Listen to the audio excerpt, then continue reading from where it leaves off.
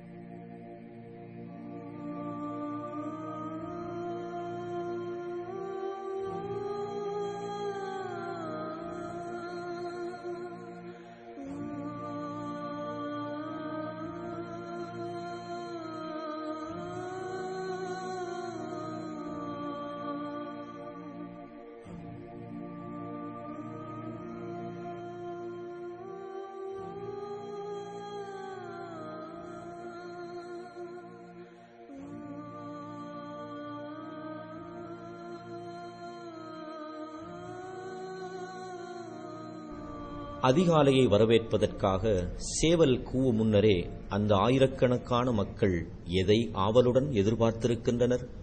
இந்த ஊரில் அப்படி என்ன அதிசயம் ஒன்று நிகழப் போகிறது? மெஜிக் ஷோவா அல்லது ஜனாதிபதியின் வருகையா?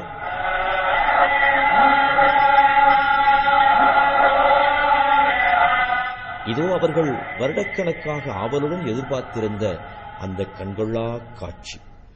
பக்தியோடும் ஆர்வத்தோடும் பணிந்தவர்களாக அந்த மக்கள் வருகை தரவிருக்கும் அந்த பெரியவரை பார்க்க ஆவலோடு இருக்கிறார்கள்.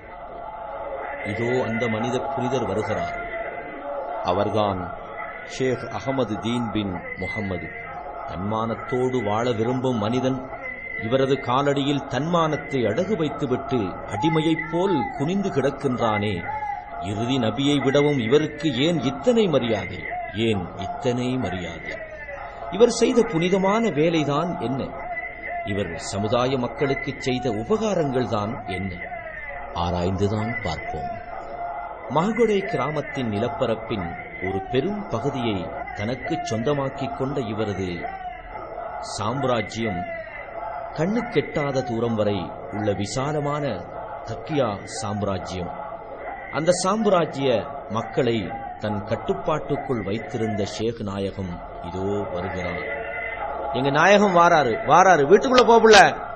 நாயகம் வரும் வழியில் ஒரு காக்காய் கூட அங்கு இருக்கக்கூடாது என்று ஒரு கடுமையான சட்டம்.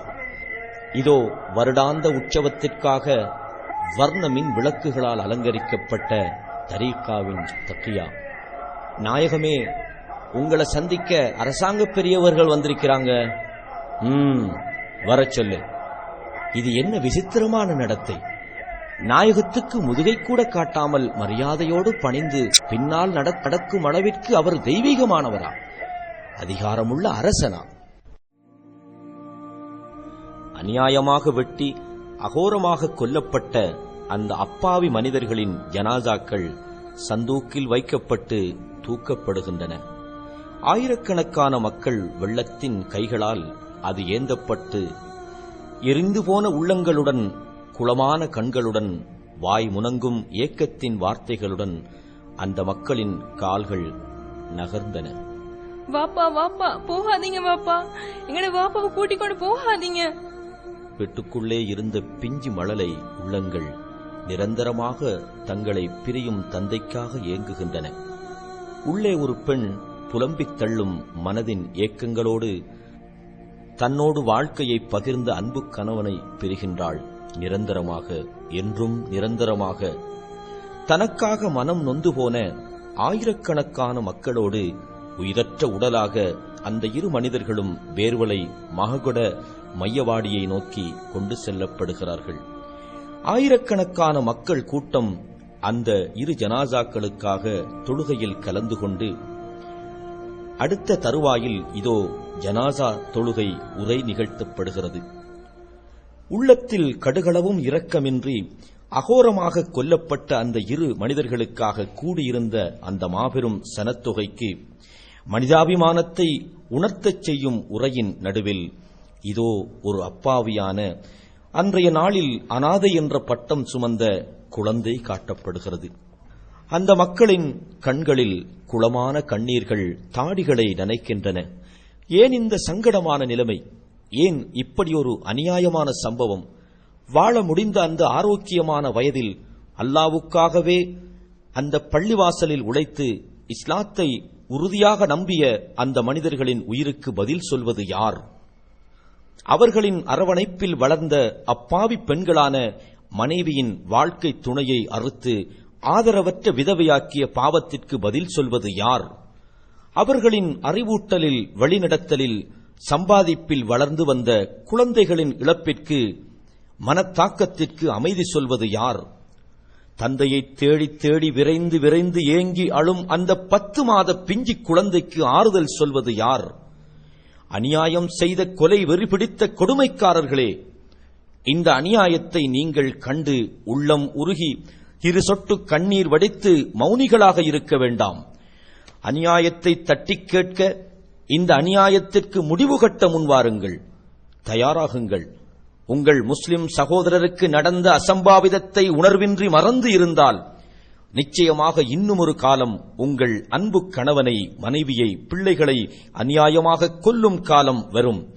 அப்போது மற்ற முஸ்லிம்களும் அமைதியை பேணினால் உங்கள் மன உணர்வுகள் எப்படி நொந்து போகும்? உணர்வுகளுக்கு மதிப்பளிக்கும் முஸ்லிம் சமூகமே, அல்லாஹுவை அஞ்சிக் கொள்ளுங்கள், அநியாயத்தை உடைத்தெறிய தயாராகுங்கள். 1996ஆம் ஆண்டு மககுட கிராமத்தில் வாழ்ந்த ஏகத்துவத்தை பின்பற்றும் முஸ்லிம்களுக்கு 5 வேளை இறைவனை ஞாபகப்படுத்த ஒரு பள்ளிவாசல் கூட இருக்கவில்லை. மரணிக்கும் முஸ்லிம்களை நபி வழியில் அடக்கம் செய்வதற்கு ஒரு மையவாடியும் இருக்கவில்லை. அந்த புனிதமான தேவையை உணர்ந்த ஒரு கூட்டம் 50 பர்ச்சஸ் நிலத்தில் ஒரு குடிசை பள்ளிவாசலை கட்டுவித்தார்கள். அதுவே அல் மஸ்ஜிதுர் ரஹ்மான் பள்ளிவாசல். இது கட்டப்பட்டு சில நாட்களிலே சில தக்கியாவாதிகள் வெடிக்கக்கூடிய கிரினட் கைக்குண்டினால் பள்ளியை தாக்கினார்கள். அல்லாஹுவின் மாபெரும் உதவியால் அது வெடிக்கவில்லை. பின்னர் 2002ஆம் ஆண்டு அல்லாஹ்வுக்கான பணியில் ஈடுபட்ட அந்த மக்களுக்கு ஜம்இய்யத்து அன்சாரி சுன்னா முஹம்மதியா என்ற அமைப்பின் உதவிக்கரங்கள் கிடைத்ததும் பள்ளிவாசல் விசாலமாக்கப்படுகிறது. அத்துடன் ஊர் முஸ்லிம்களின் அறிவு வளர்ச்சிக்காகவும் ஒரு இஸ்லாமிய நூல் நிலையமும் மதரசாவும் அகதியாவும் அமைக்கப்பட்டதுடன் சுகாதார தேவைக்காக ஒரு மருத்துவ நிலையமும் அமைக்கப்பட்டது. இறைவனின் பணியில் ஏற்பட்ட இந்த மாபெரும் வளர்ச்சியையும் நல்ல பயனையும் பார்த்து பொறுக்க முடியாத தக்கியாவாதிகள் புதிதாக கட்டுப்பட்டுக் கொண்டிருந்த இந்த இறை இல்லத்தை எரித்தார்கள். மீண்டும் அல்லாஹுவின் அளவிலா கிருபையால் பற்றி எரிந்த அந்த நெருப்பின் பலம் சற்று அணைந்து போனது. பள்ளிவாசலும் பாதுகாக்கப்பட்டது. இன்னொரு புறம் தங்கள் இலக்கை அடையாத வெறிகொண்ட மனதுடன் தக்கியாவாதிகள் புனர் நிர்மாணிக்கப்பட்ட அந்த பள்ளிவாசல் திறப்பு விழாவுக்காக காத்திருக்கிறார்கள். கொடூரமான ஒரு திட்டத்துடன் சிறப்பாக இருந்த அந்த திறப்பு விழாவிற்கு கிட்டத்தட்ட 15,000 முஸ்லிம் மக்கள் கலந்து கொண்டார்கள். நல்ல நோக்கத்துக்காக கூடிய அந்த மக்களை தக்கியாவாதிகள் நாலாபுறத்திலிருந்தும் விரைந்து வந்து பலமாக தாக்கினார்கள். தூய மார்க்கப் பணியின் வளர்ச்சியை பொறுக்க முடியாத இந்த தக்கியாவாதிகள் தங்கள் வெறி தீர்த்துக் கொள்ள பலமாக தாக்கினார்கள். இதுபோலவே அன்றிலிருந்து இன்று வரை மஸ்ஜிதுர் ரஹ்மான் பள்ளிவாசல் பல்வேறு தாக்குதல்களுக்குள் ஆளாக்கப்பட்டிருக்கிறது.